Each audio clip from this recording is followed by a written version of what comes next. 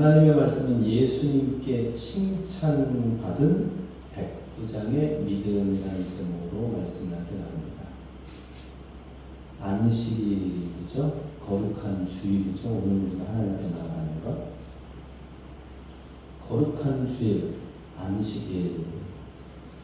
그것은 우리가 지키는 것이 아니라 안식일이 우리를 지켜준다 라는 말이 있습니다. 우리가 안식일을 지키는 것이 아니라 안식일이, 주일이 나를 지킨다.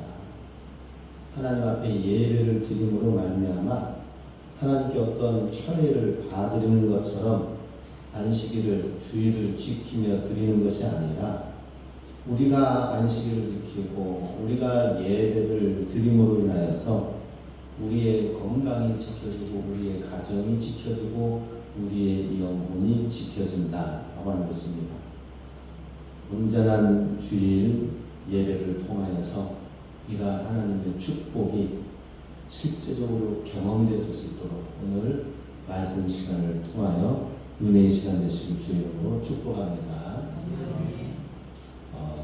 중세의 천주교에 그레고리우스 1세 로마 교황이라는 사람이 있었습니다. 이 사람은 AD 540년에서 604년 동안의 교황의 역할을 감당하였습니다. 그런데 어렸을 적에는 그의 어머니와 함께 수도원에 깊이 들어가서 학문을 열심히 배우고 닦고 그래서 나름대로 천주교의 중세 교회의 역사를 새롭게 열고 훌륭한 업적 덕분에 그레고리우스가 아니라 대그레고리우스 황제 교황이라는 칭호를 듣게 됐습니다.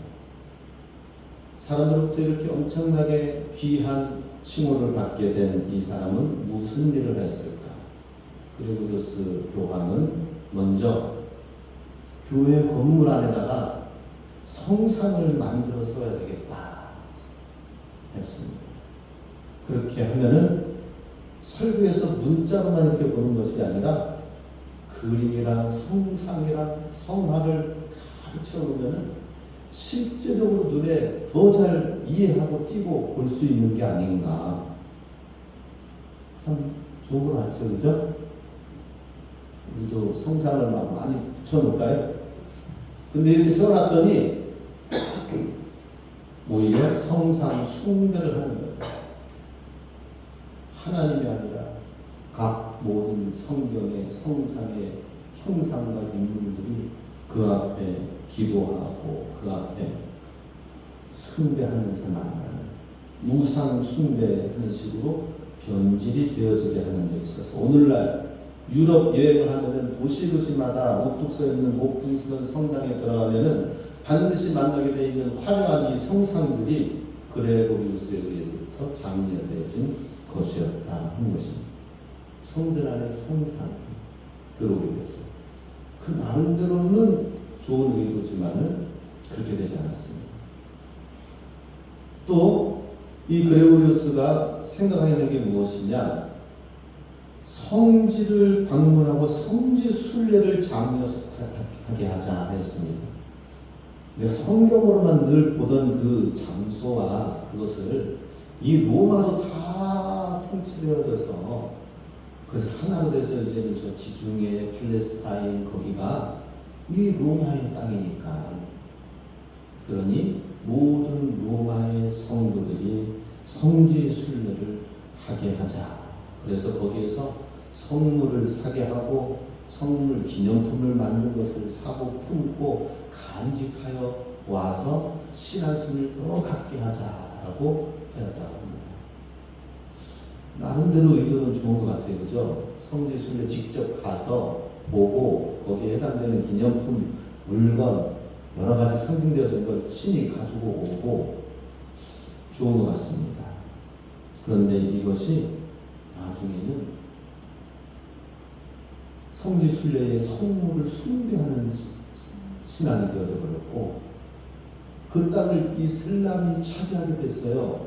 그러다 보니까 가지 못하게 되어지고 하니까 저 땅을 차지해야 되겠다 해서 십자군을 1차, 2차, 3차 일으켜가지고 전쟁을 일으켜서 무고한 희생과 피를 흘리면서 성지순례를 하게 하는데, 성지순례는 둘째고 성지순례로부터 나오는 여러 가지 권력과 물질과 그런 것들을 취하는 시간들이 되었습니다. 의도와 다르게 성지순례인 것도 천국으로 나아가는 연결고리다, 성지순례를 해야 된다고 하는 이것이 이슬람교에서도 똑같이 일어나서 메카 성지를 가야, 한 번쯤은 가야 천국에 갈 수 있다. 이슬람도 똑같이 흉내를 내고 있습니다. 또 중세 그레고리우스 1세 황제 교황은 어떤 일을 하였느냐, 연옥 교리를 가르치기 시작했습니다. 곰곰이 생각해 보니까 천국으로 가지 못한 사람, 안타까운 나의 사랑하는 사람이 가지 못하고, 우리 조상이 그렇게 신앙을 갖지 못하였을 때에 천국으로 가지 못하고 놓쳐버린 그 사람들을 어떻게 할 것인가, 교리를 발굴하고 만들어서, 그래서 신자가 죽으면 바로 천국으로 가지 아니하고 자기의 죄를 해결하기 위하여서 연옥에 머물면서 죄값을 다 치르기까지 기다려야 한다는 교리를, 잘못된 가르침을 만들게 되었습니다. 성경에 없는 것까지 이제 만들어서 하게 된 것이죠.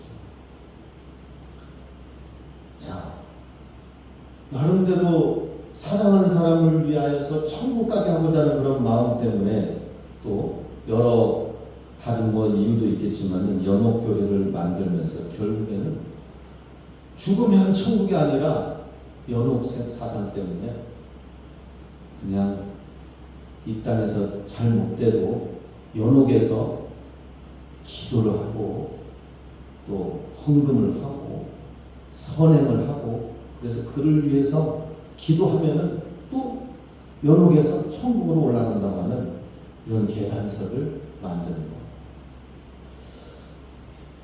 이런 것들이 참 만들어지면서 굉장히 그 시대에 풍성하게, 볼거리도 많지요, 성지순례도 가지요, 연옥교리도 있지요, 신앙생활 하는데 너무나도 풍성한 액세서들이 상당히 많이 생겨나는 거예요.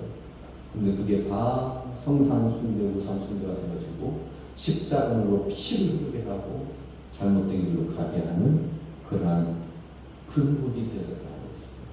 사람들은 그를 훌륭한 인물, 또 이것만이 아니라 외적 롬마르드족이 쳐들어와가지고 외세 침입에 방어하면서 나라를 또 잘 지키는데 힘을 썼습니다.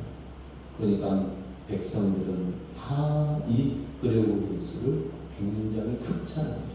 칭찬합니다.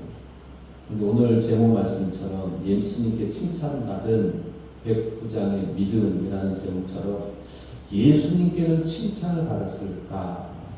저는 의문이 듭니다. 우리는 예수님께 칭찬받는 믿음이 되어야 될 줄로 믿습니다. 오늘 9절 말씀 함께 읽습니다. 예수께서 들으시고 저를 기이 여겨 돌이키사 쫓는 무리에게 이르시되, 내가 너희에게 이르노니 이스라엘 중에서도 이만한 믿음은 만나보지 못하였는가 하시더라.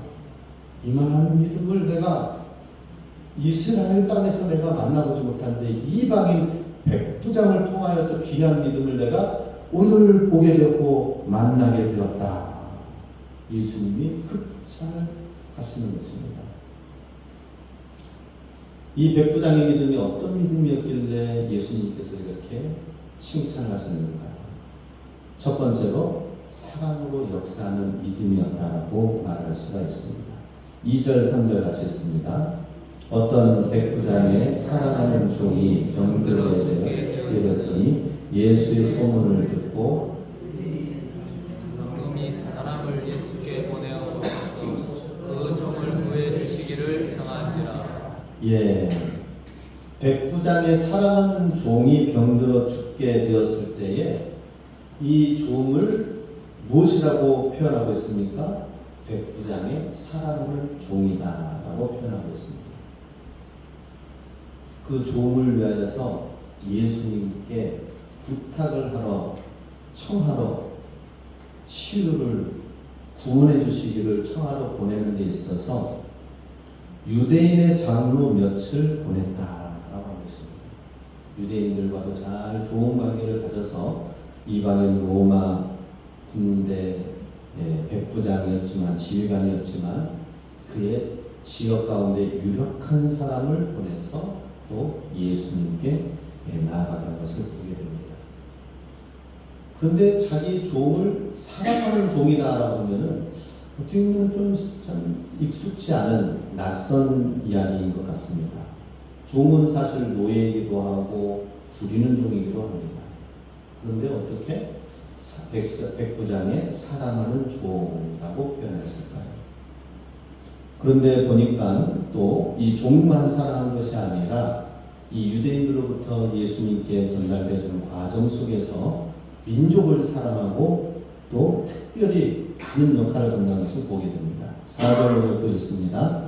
이에 저희가 예수께 나와 간절히 구하여 가로되 이 일을 하시는 것이 이 사람에게는 합당하니이다.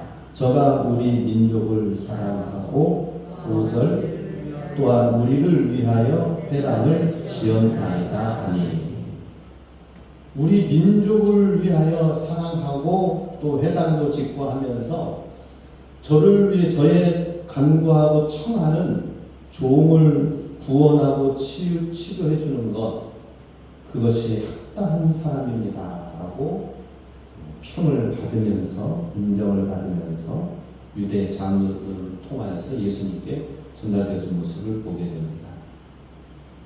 이 백부장의 이 믿음은 사랑이 상당히 넓은 것 같아요. 종을 사랑하고 또 식민지 지배하에 있는 유대인들이거든요. 유대인들과 로마 정부와는 상당히 관계가 안 좋습니다. 유대인들이 늘 폭동과 메시아와 이 독립을 외치면서 하는 부분이 있기 때문에 늘 긴장 가운데에서 주둔 병력들은 관계가 사실 좋지 않습니다. 그런데 민족을 사랑하고 또 백부장에서 얻은 소득으로 또 회당까지 지어주고 하면서 굉장히 사랑과 또 마음 숨쓰이가 참 귀한 사람인 것을 보게 됩니다. 그리고 그의 종을 특별히 사랑하는 종이다라고 하였다는 것이죠. 민족의 경계를 뛰어넘고 신분이라는 장벽을 뛰어넘은 사랑인 것을 보게 됩니다. 특별히 또 이 종이 심각하게 병드는 것은 중풍병이라고도 알려지기도 하겠습니다. 이렇게 몸이 움직이지 못하고 종이 일해야 되는데 일하지 못하면 사실 그때 당시에는 버려질 존재였었거든요. 집안의 가족도 이렇게 어려운 가운데 있다면 참 가족이 함께 감당하기가 어렵고 힘든 상황인데 그 하찮은 종의 이 병을 위안해서 예수님께 사람을 알아서 예수님께 간구하며 나간 모습. 그 사람이 얼마나 배려가 있고 깊은 사람인지를 보게 됩니다. 얼마 전에 우리 러시아에서 우리 목사님들이 왔었습니다. 시베리아에. 거기는 이제 동부 지역의 시베리아 동부 지역의 대표 목사님들이 오셨고요. 시베리아 중부 지역에도 제가 갔었습니다. 가서 보니까 거기 있는 목사님이 평창에 와가지고 같이 또 만나서 교제하고 그랬던 분이신데 알렌 목사님 분이십니다. 톰스크 지역에 알렌 목사님이라는 분이 있는데 간증을 얘기하는 거예요. 예전에 자기 자신이 알코올 중독, 마약 중독에 걸려서 너무나도 심해가지고 20대 초반에 완전히 그냥 막 몸이 엄청나게 병들고 살지 못할 정도까지 걸렸다고 합니다. 결혼을 해가지고. 그래서 이제 그 아내 율리아 사모님이 아내가 이 남편 알레 청년 남편을 데리고 러시아 정교회와 또 곳곳의 사회복지기관을 향해서 제발 좀 고쳐달라고 요청을 했지만 너무나도 심각하니까 오히려 러시아 정부 측에서는 이렇게 얘기했다고 합니다. 마약을 이렇게 고치기가 힘들다. 그리고 한번 중독되어지면 죽는 게 상례다. 근데 지금 너무나도 심각하다. 차라리 붙들고 힘들게 살 바에는 이혼해서 편하게 살고 대신 더 좋은 사람 만나라. 이렇게 고민을 했다고 합니다. 가망성이 없다라고 하는 것이죠. 그런데 이 율리아 이 아내는 버릴 수가 없었습니다. 기독교 치유센터를 찾아가서 거기에서 기도와 말씀으로만 치유하는 거예요. 다른 치료 방법이 없어요. 그냥 기도하고 말씀 보고 그 안에서 있자. 근데 거기에서 6개월, 1년 되어지는 모든 과정 속에서 치료되어지고 회복이 되어지고 그러면서 믿음을 갖고 나와가지고 옥회를 하게 되었는데 이분이 건강하게 회복되어지면서 1000명의 교회 성도를 부흥시켜가지고 러시아 토탈해가지고 아마 1000명 넘는 교회는 개신교 교회는 없을 것입니다. 그 1000명의 교회의 담임 목사님으로 교회를 부흥시키시고 그 주변에 있는 수많은 자기가 그렇게 사랑을 입고 고침을 받았기 때문에 또 다른 알코올 중독자들을 고치고 목회자를 세워서 수많은 지교회를 세운 것을 보게 됩니다. 그래서 저도 그 지교회에 가서 어떻게 고침받고 열악한 환경 속에서 또 신앙생활하면서 목회를 감당하고 있는지 그 지교회까지 제가 가서 함께 목격하고 기도하고 예배를 드리고 왔습니다. 그 율리아 사모님이 그냥 헬스장처럼 버렸다면 오늘날 그 톰스크가 시베리아 중부 지역에 대표된 교회가 세워질 수 있었을까? 한 사람의 사랑이 이렇게 큰 일을 이룬 것을 보게 됩니다. 사랑에는 능력이 있다. 사랑은 위대하다. 하나님이 그렇게 말씀하셨죠. 고린도전서 13장 1절, 2절, 3절 같이 함께 읽습니다. 내가 사람의 방언과 천사의 말을 할지라도 사랑이 없으면 소리나는 구리와 울리는 꽹과리가 되고 내가 예언하는 능이 있어 모든 비밀과 모든 지식을 알고 또 산을 옮길 만한 모든 믿음이 있을지라도 사랑이 없으면 내가 아무것도 아니요 내가 내게 있는 모든 것으로 부재하고 또 내 몸을 불사르게 내어줄지라도 사랑이 없으면 내게 아무 유익이 없느니라. 아멘. 사랑이 없으면 아무것도 아니다. 반대로 사랑이 제일이다라고 주님이 말씀하셨습니다. 사랑에는 능력이 있고 사랑에는 이러한 치유와 구원이 있다라는 것이죠. 사랑하는 그곳에 예수님의 시선과 관심이 있다라고 하는 것입니다.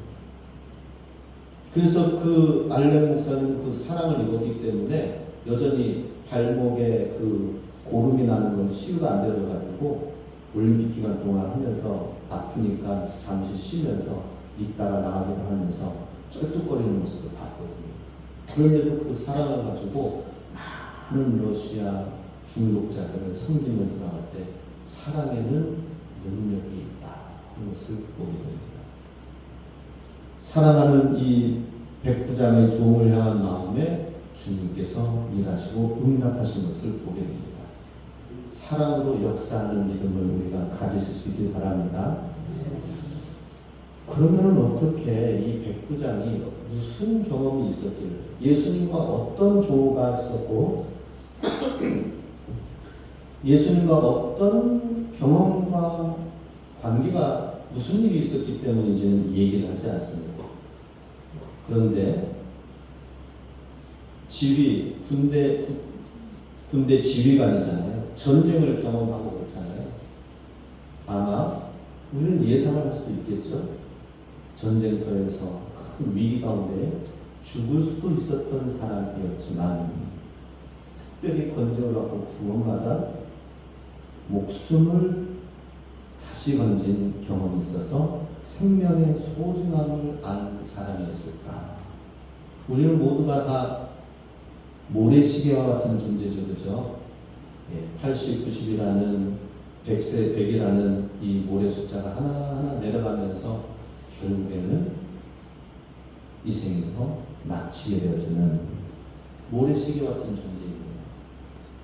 그 한계적인 인생 가운데서 우리가 할 수 있는 것이 무엇인가 생각할 때에 사랑이다 라고 생각할 수도 있을 것입니다. 아니면 예수님의 이 놀라운 소식을 들으면서 이게 참되다, 이분이 정말 바른 사람이다, 구원자다, 나도 한번 이렇게 맡겨보자 하면서 예수님을 향한 믿음이 있었을 것입니다.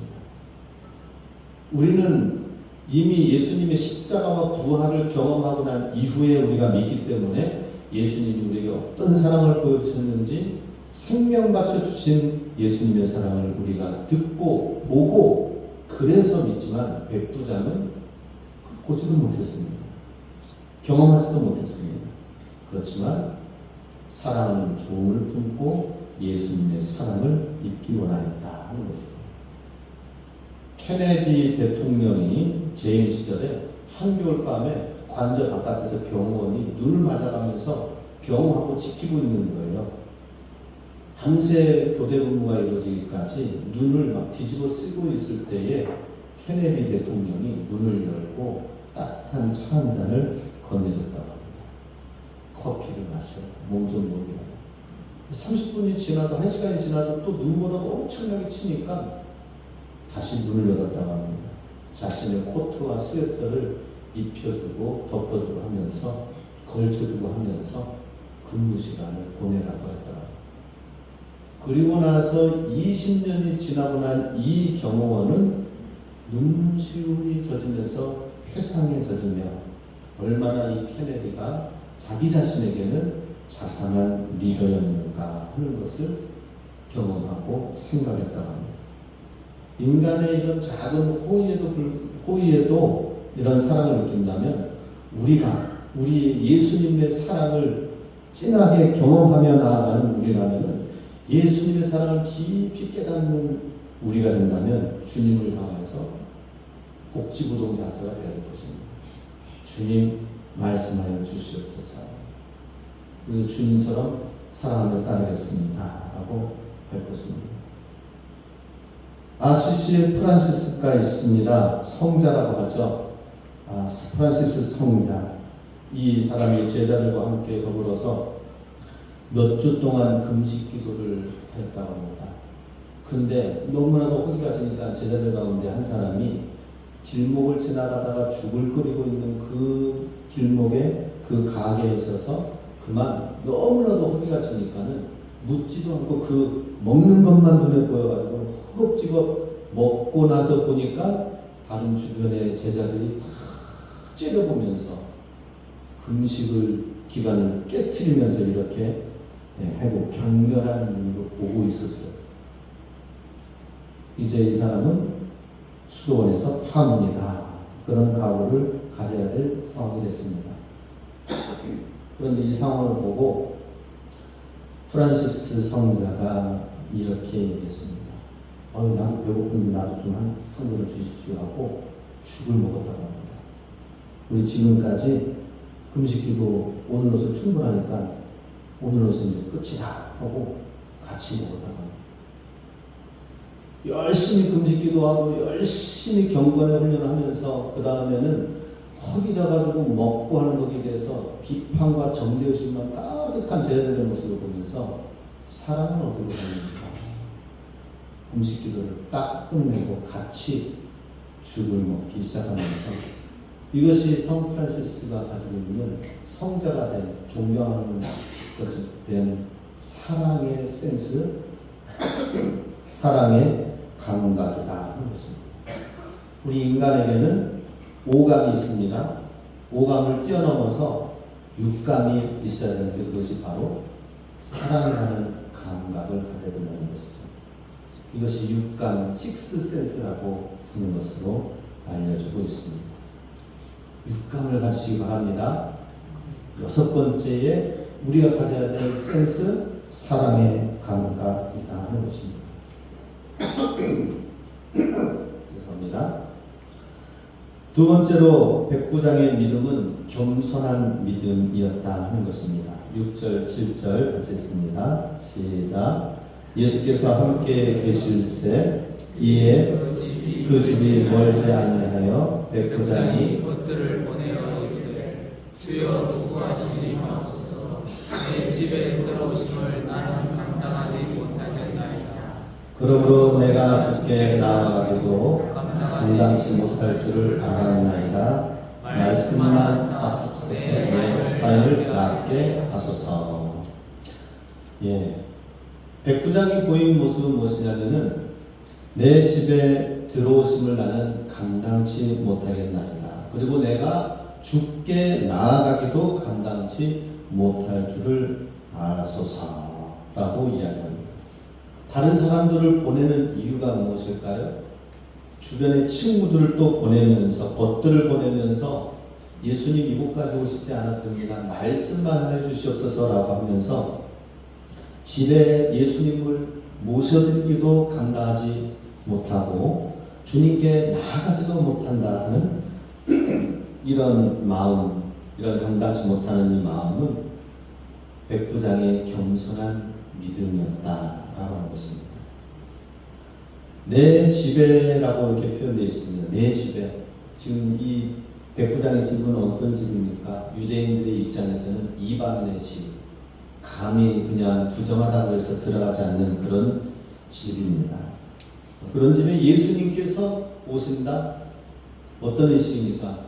내가 백부장인데, 내가 군대 지휘관인데 한다면은 오히려 더 엉뚱할 수도 있겠지만은 예수님의 입장에서 볼 때 나는 부정한 사람, 이방인입니다, 죄인입니다라고 하는 것이었습니다.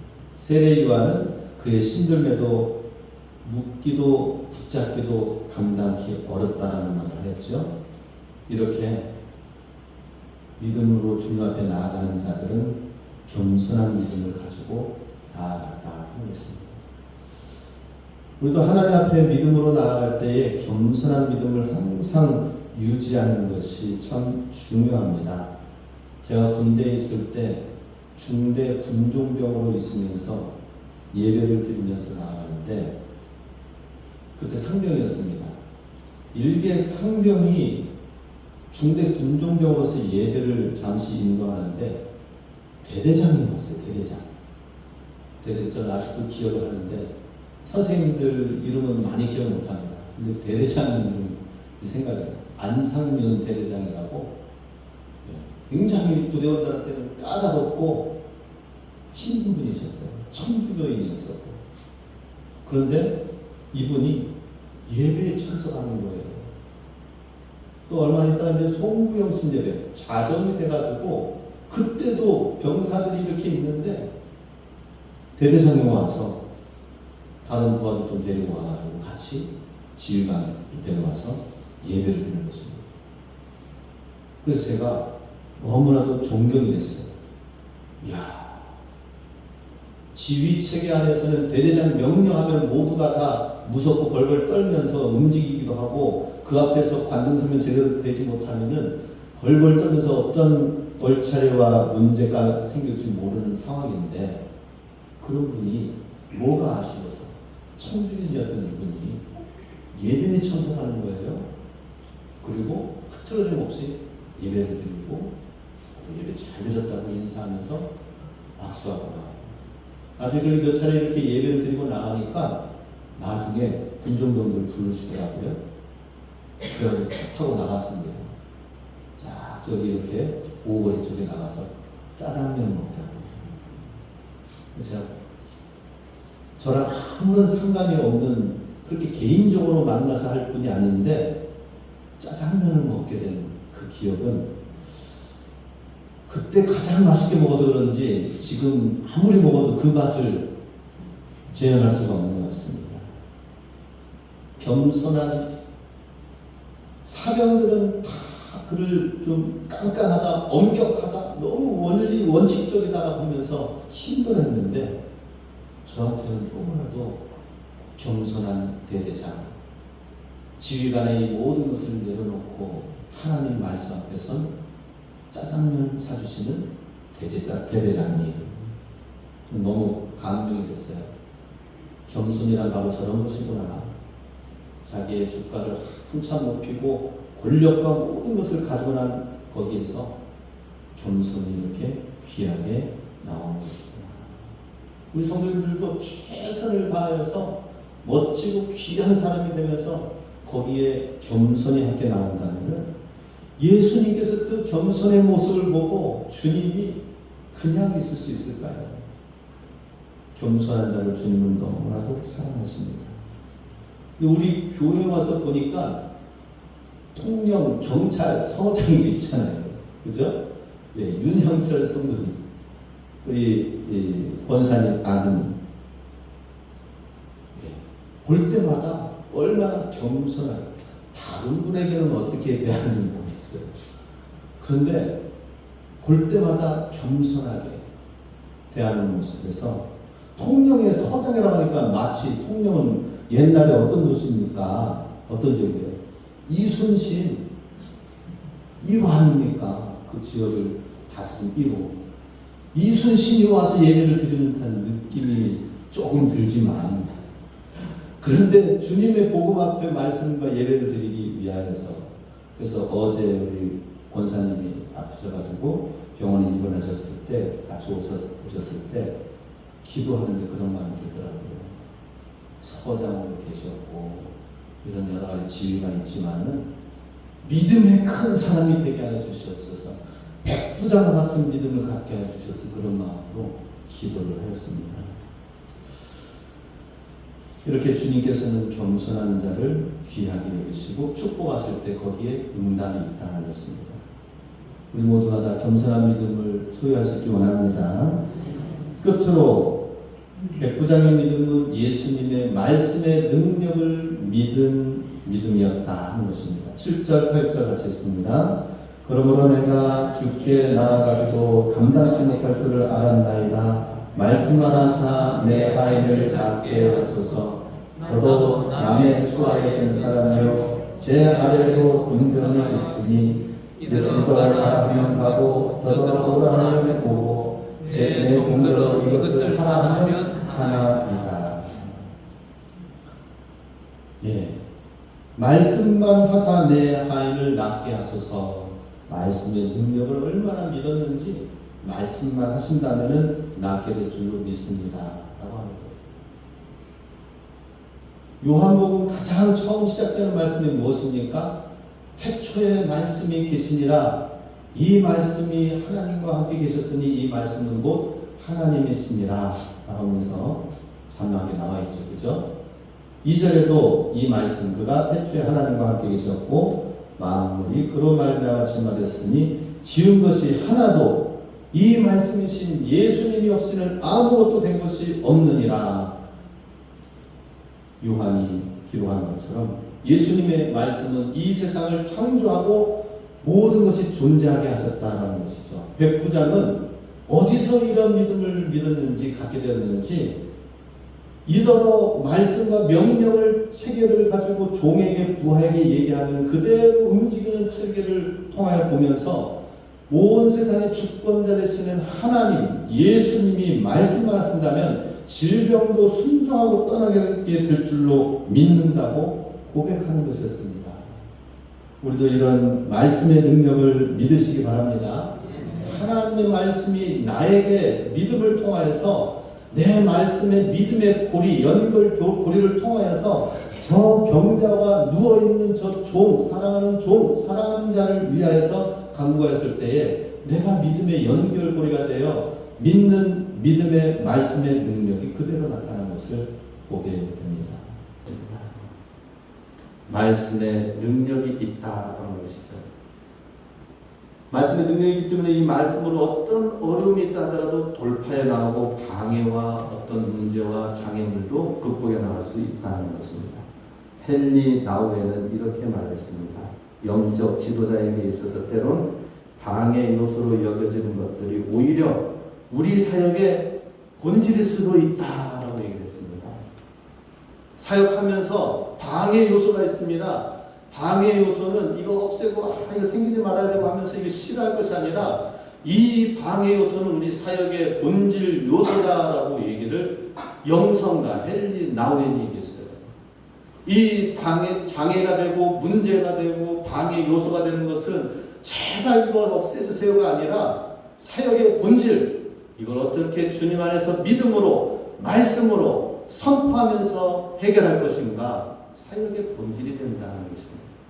우리도 우리 삶 속에서 이 문제만 없었다면이 아니라 이 문제를 하나님 말씀으로 어떻게 이겨나며 우리가 말씀을 어떻게 믿으면서 말씀의 능력이 나타남으로 이 문제를 돌파해 나가고 이 장애 문제를 이겨낼 것인가? 우리 신앙의 본질이 된다는 것입니다. 할렐루야.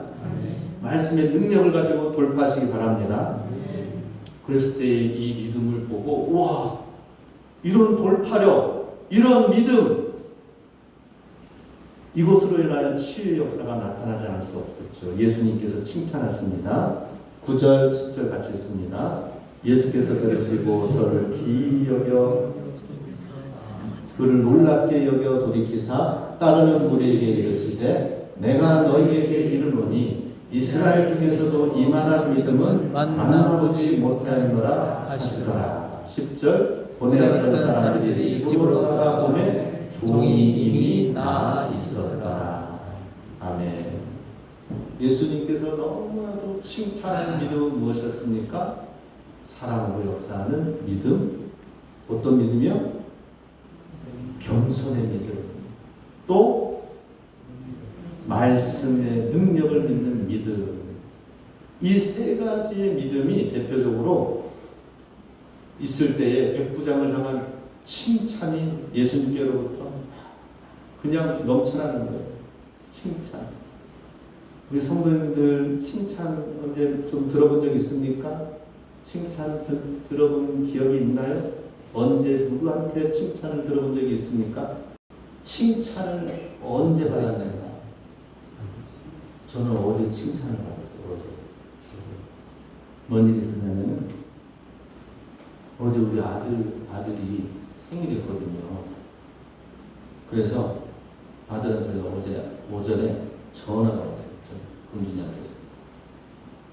이게 칭찬이 아들로부터 가는 칭찬이 아들한테 받는 칭찬인지 이거 좀 이상하지만 전화가 왔어요. 그래가지고 짧게 통화를 나눴는데 뭐라고 딱 하냐면 아빠가 아빠여서 너무 좋아요. 뭐라고? 아빠가 아빠여서 너무 좋아요. 이렇게. 그러고 보니까 다른 군더더기 설명이 필요 없더라고요. 아들이 아빠를 이렇게 정말 있는 그대로 좋아하고 생일날 아빠여서 좋아요. 이야, 제가 아들 생일날 흡찬을 받은 거예요. 나는 부족하지만 아들이 그렇게 바라보고 생각하고 감사의 표현을 하는 것이 고백이 너무나도 귀했습니다. 그러면서 생각이 드는 게 하나님이 우리를 칭찬하신다. 백부장의 믿음을처럼 주님이 칭찬하신다. 우리 금준이뿐만 아니라 우리 자녀들이 있잖아요, 그렇죠? 우리 부장님 대표적으로 우리 사랑하는 아들, 딸들이 똑같이 아빠가 아빠여서 너무 좋아요. 이 말을 들으면 얼마나 좋을까. 오늘 집에 가서 한번 해보시기 바랍니다. 한 사람씩 한번 해보세요. 느낌이 서로 다를 것 같아요. 각 자녀들한테 다 시켜보세요. 그래가지고 좀 받아보세요. 너무나도 참 좋은 것 같습니다. 하나님이 주시는 칭찬은 얼마나 클까. 그리고 그 칭찬받는 믿음을 통하여 일하시고 역사하시는 믿음은 얼마나 위대하고 하나님이 예수님이 얼마나 기쁨 가운데에 일하시고 역사하시고 고치실까. 우리 모두가 다 칭찬받는 예수님께 칭찬받는 귀한 믿음으로 영광을 돌리시길 주의 이름으로 축복합니다. 아멘.